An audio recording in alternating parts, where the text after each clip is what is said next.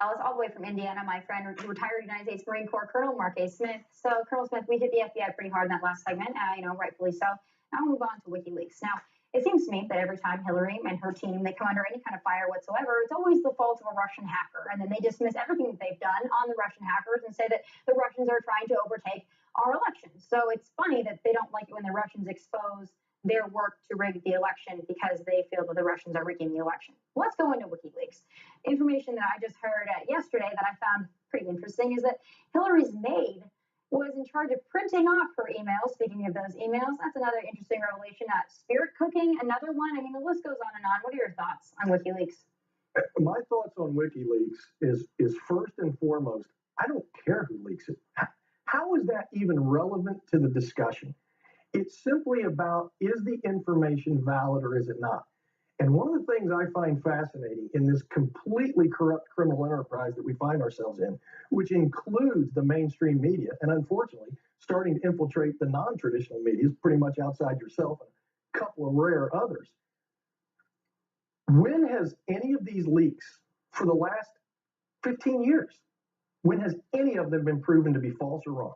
Right. And they if somebody can show me one time that WikiLeaks and Julian Assange, any of these people released anything that was factually incorrect, and I sit back as an American at 52 years of age, watching the mainstream media go absolutely apoplectic because hackers, foreign-born leakers, are doing what is their job in a democratic republic.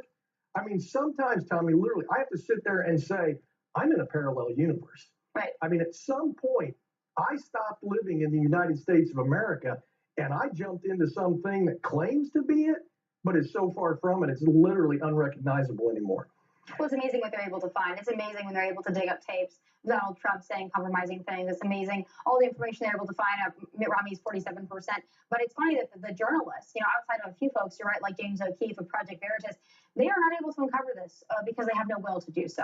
And that's what we've learned from WikiLeaks as well. I find it very interesting, again, speaking of the mainstream media, CNN, Donna Brazile, the leaked debate questions. Now, everyone's kind of attacking her for it. They said that it's wrong. CNN released her, obviously, and they're condemning what she did. But I think everyone's forgetting the other half of that equation is that Donna Brazile might have leaked the questions, but Hillary and her team willingly accepted those questions. What does that say about Hillary and rigging the election? I mean, what does that say about her integrity? Corrupt criminal enterprise. Right. I mean, if you go back to the very statute that the FBI should be using for all of this, called the RICO statute, and you read that statute, it is more applicable to the United States federal government across the board than any criminal enterprise you've ever heard of. I mean, honestly, this is going to sound pretty brutal, but you know the difference between a New York mafia and the federal government?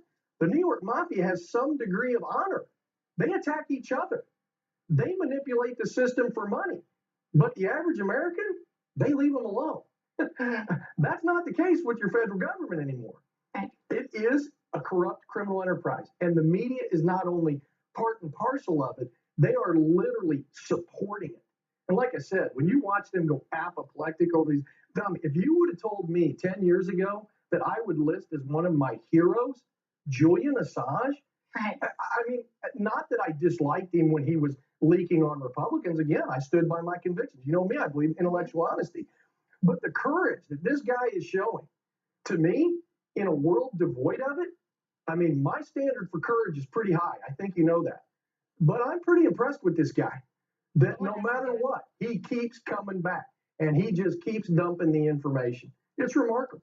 Someone has to do it. Woodward and Bernstein to this day are living off awards they got for 13 minutes of the block tape from Richard Nixon. Oh, isn't that amazing that we had a president resign over that, and we still have a potential president running for the highest elected office on the face of the earth, and she's under investigation. One just closed, and another one is still ongoing. And a sitting president who knows everything about it. Oh, absolutely. Communicated with her by this. Absolutely.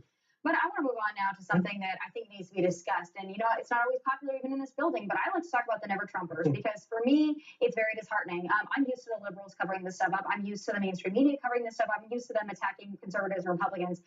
I'm used to them not supporting our candidate, our nominee. I'm not used to a faction in the Republican Party this strong and this vocal as the Never Trump movement. And everyone here knows it. And, I think they're good people. I think that their hearts are in the right place, but I do think it's a misguided notion and it's disheartening to me. What do you think about this movement and will it impact what happens tomorrow? Oh, I think it absolutely is going to impact what happens tomorrow. And I will in front of God and everybody give you credit. You're a good person. I don't think their heart's in the right place. I think I could go out and find mud puddles in your parking lot that are deeper than those people. You don't put these kind of ridiculous, absolutely trivial matters above the welfare of this country and the future of your children. I mean, Tommy, when you hear people who literally try to make the argument that they have problems with Trump because he's vulgar and things that he has said behind closed doors, my argument is those are people that have, one, never been in a combat zone, never been in a corporate boardroom, never had to arrest somebody that was shooting at them. In the real world, it's tough and tumble. And people say things sometimes when life's really on the line, when you have to fight and stand or die for your principles. Not only does hot lead get exchanged, sometimes it's harsh language. Now, Donald, take it to the confessional like I do, buddy. But I listen to what he talks about wanting to do as the president. I listen to him still today saying what nobody else will say, that this is a corrupt criminal enterprise. And I say, if you care about the United States, if you call yourself a constitutionalist, how do you not support Donald Trump? I will argue with anybody in this building or anywhere else. I've spent my whole life in personal study of philosophy, particularly political science. You find me the candidate that has ever been more constitutional in what he's arguing about the problems with this country? Okay, I want to hear the argument. There are some that would advance that he's not a conservative in the traditional sense and that he doesn't have knowledge of the Constitution. That's something that I've heard time and time again. There's a lot on the right, a lot in our own party that are very critical of Donald Trump and some that are even critical of things, not just that he said, but they're critical of policy positions that he's taken. And, it's understandable to me, but it's also disheartening, not only because I do believe in what Donald Trump is going to advance. I do believe he puts America first, which is most important to me. But I believe that the threat of Hillary Clinton is so real and so in front of our faces tomorrow that to be a Never Trumper, I find it very hard to swallow. These people that claim to be constitutionalists and, quote, have issues with him not being one, how do you make that argument for a guy that's never done a single thing in public life? Not one thing. He's never passed a bill.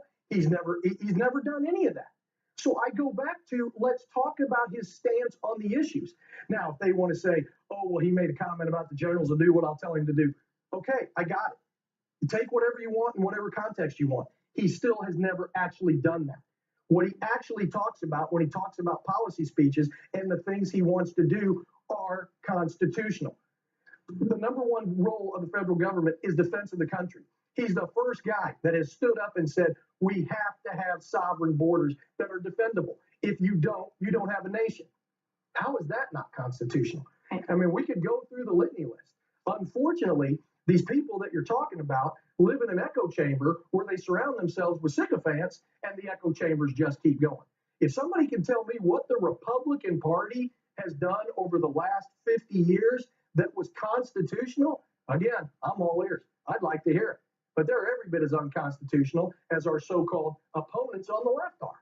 Yeah, you're entirely right. And I think that's why we saw the rise of Donald Trump. He's saying the things that we need to hear. It might not be the prettiest way, he might not put the prettiest package on it, but things that need to be said, and it's a shakeup that needs to happen. So, Colonel, we're going to have more of this discussion. I think it's very important. And you're brave and you're fearless, and I always appreciate it. I've learned a lot from you. No, you are, and I've learned a lot from you, Colonel. We're going to keep the conversation going. So, next. Whatever happens tomorrow, the world changes. It's more important now than ever. Our next president understands the threat and author of Raising a Jihadi Generation, John Quindilla, joins us at the table. That's next. We'll be right back.